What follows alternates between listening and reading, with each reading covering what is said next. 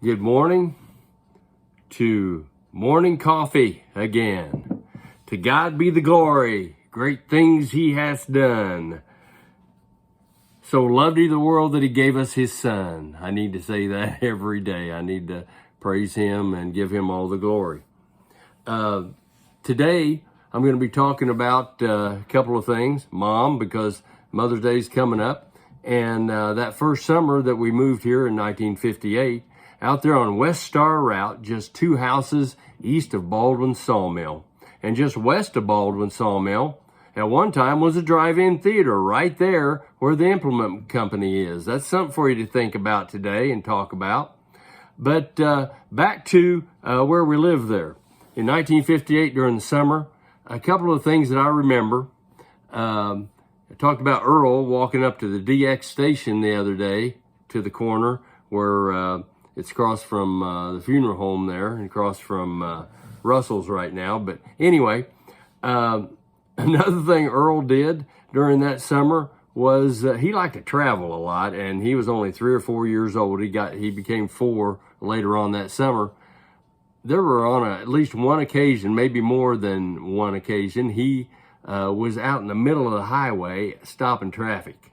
And I don't know what he was doing out there, but we ended up having to really watch him. Rod, he got to roam around more than us boys, and maybe that's why Earl went out in the middle of the highway. I don't know. Rod went to what we called Sherwood Forest. Sherwood Forest was that woods that kind of surrounds Baldwin's sawmill and has a creek there that runs through it. But anyway, of an evening during that summer, Herman and Ella Gibbs lived next door, and they were like our adopted grandparents because we had moved down here from Decatur, and both sides of the family lived up in Decatur and Taylorville. And so Herman and Ella became our adopted grandparents, and they were great to us. They gave us a cat, and that cat named Snowball lived 20 years.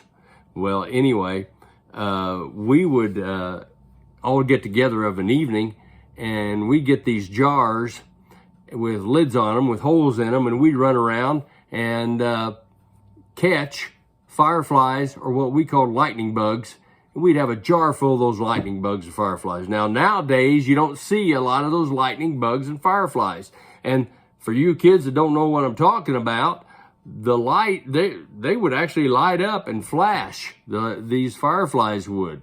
You wouldn't be able to see them during the daytime, but you would in the nighttime. That was kind of like our solar lights today. We had lights by bug power back then. Well, anyway, we kept them in those jars overnight, and then the next day we would let them loose. Some things about moving down here. My mom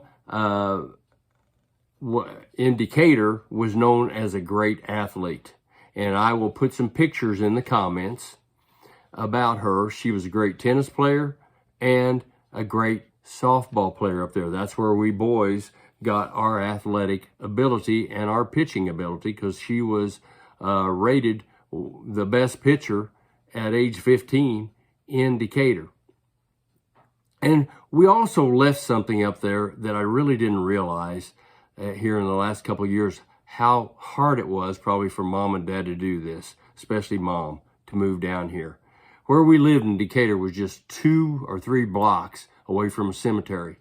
And in that cemetery, my oldest brother, David Lee, is buried. He died just right before birth. He was born before Rod was, and Rod was born then, and then I was, and then Earl. But we had a brother by the name of David Lee. And I just wanted to kind of remember him, you know, as we're going into Mother's Day, and remember Mom and her accomplishments as an athlete. If I do this again tomorrow and the next morning, I'll probably mention a couple more things about Mom.